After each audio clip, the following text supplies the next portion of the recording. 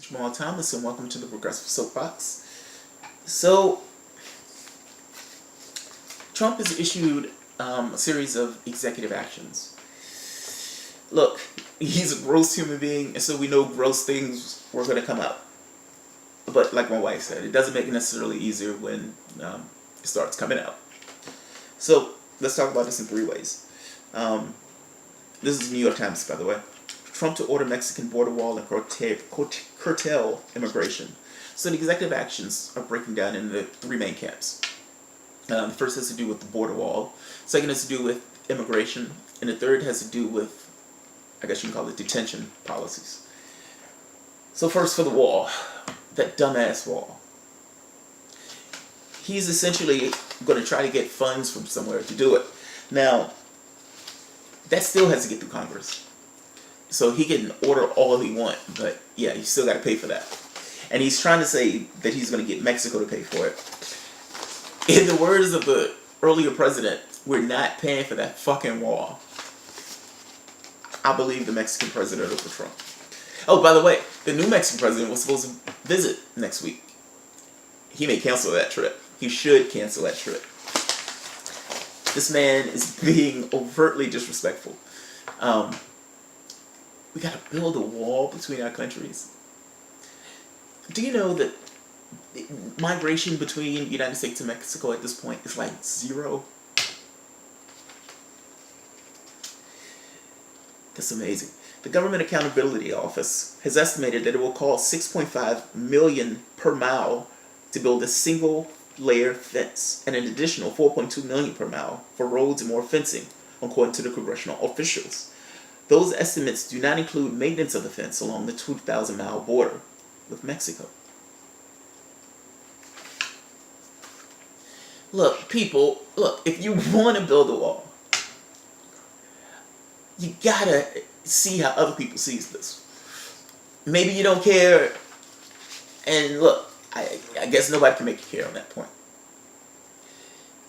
But from my standpoint, I look at this and I say, well, these guys are really chanting to build a wall between the United States and Mexico.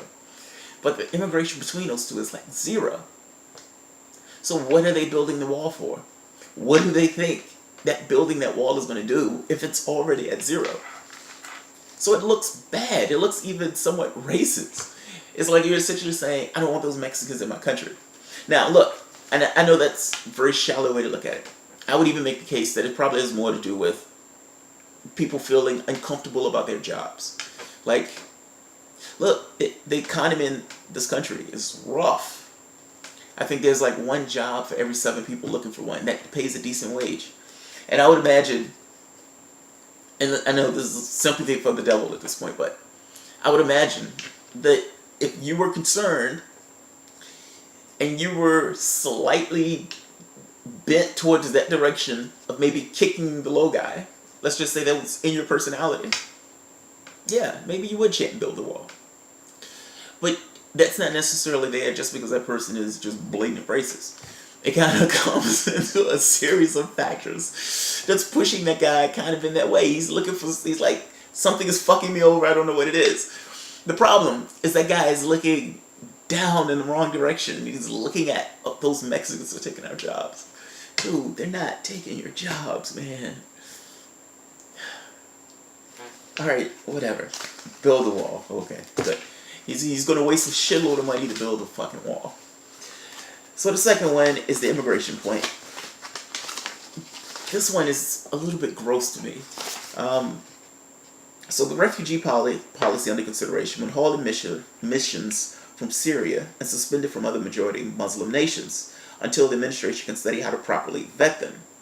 This will pave the way for the administration to slash the number of displaced people who can be resettled on American soil and would effectively bar entry from people from Muslim countries, including Afghanistan, Iraq, Somalia, and Syria. Wow. So, Merlisi Hinakabi, and I'm pronouncing your name wrong, and I'm absolutely sorry. The executive director of the National Immigration Law Center says everything points to this being a backdoor Muslim ban. Lady, that's not a backdoor Muslim ban. That's just a Muslim ban. I mean, look, I know sometimes people have this cartoonish idea of, I don't want to say tyranny because that's too over the top, but this cartoonish idea of, let's say, authoritarian societies. Those places still have laws. I mean, they still have things where they put into the books. It don't make them right. And those policies, in the same way that he will put shit down like this, like, oh, well, this is just a legal thing we're looking at, blah, blah, blah, blah, blah. That's a Muslim ban. That's what it is. It's putting law to do things like exclude a particular group of people from coming into the country. He's even cutting down on the number of people that Obama had allowed to come in from the refugees from Syria. This one is a little bit more gross to me.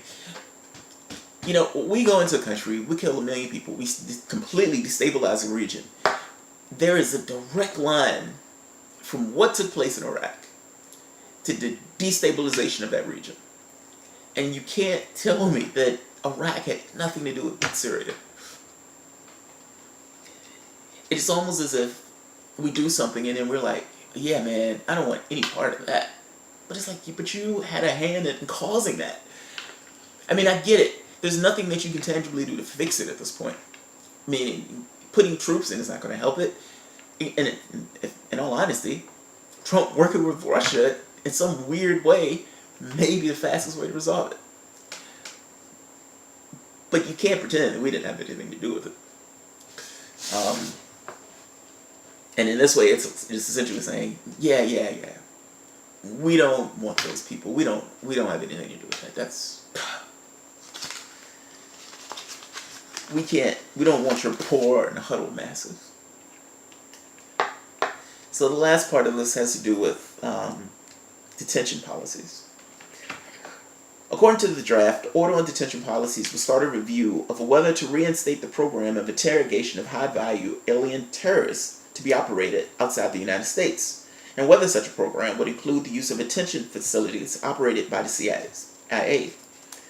But one section of the draft will require that no person in the custody of the United States shall at any time be subjected to torture or cruel or human or degrading treatment or punishment as prescribed by U.S. law. They're talking about Guantanamo. They want to keep it open. It was like, oh, we need that torture center back open. The Gulag. And, you know, putting this little thing of, oh, subjected to torture or cruel, humane, or degrading treatment or punishment.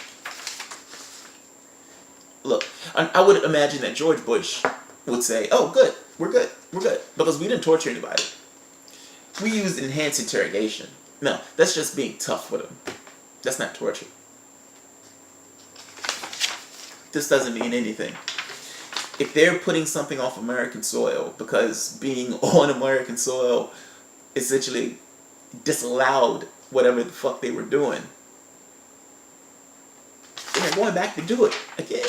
That's essentially what it is. God damn it, man.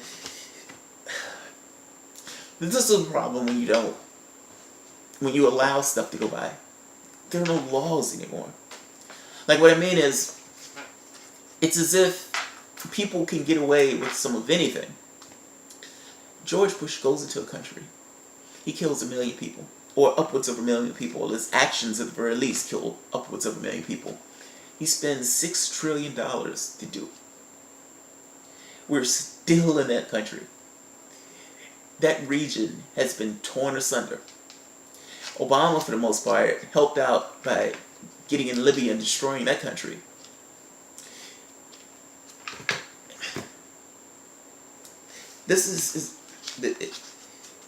When you do that, and there is no consequence, not to mention including torturing people. They were torturing people to try to get them to create a link between Saddam and 9/11 to cover their ass. How do you torture somebody hundreds of times? And why are you torturing them hundreds of times? What didn't you get the last 90-something times that you tortured the person? And if it was so effective, why did you have to do it 100 or some times? Or did you just like doing it? I mean, I gotta be honest, some of those pictures look like those guys were just having fun torturing people. That's your government. They were paid to torture people, the soldiers who were there. Granted, some of them looked like they enjoyed it, but they were paid to do it. This is gross. My point is, you let that slide. If you let it slide, then it's permissible. Look, I know it would have been a hard lift for Obama to come in office, but Obama should have did that. That's his job. If you're going to take on to be president of the United States, the prior president has just invaded a fucking country under the pretense of a lie that's proven a lie. How do you let that pass? And when you let that pass, the next time somebody comes in office and they decide they want to torture people, well, Obama said it's okay. Obama didn't do shit about it. Bush is still walking around and crowing. Dick Cheney, his old ass was crowing about how awesome torture was and how great, and how these guys were heroes and whatnot.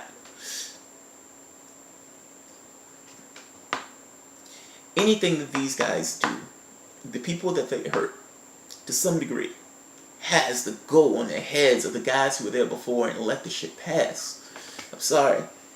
I know people love Obama and everything else, but the things that he does in this office, to some degree, comes from the permission that Obama gave after Bush did what he did in that office. This is horrid. This is absolutely horrid. So, yes, there are no laws. He can do whatever the hell he wants. And I am hard pressed to believe that if information comes out that says the United States was torturing people again in Guantanamo, that anybody would do shit about it. Thanks, guys.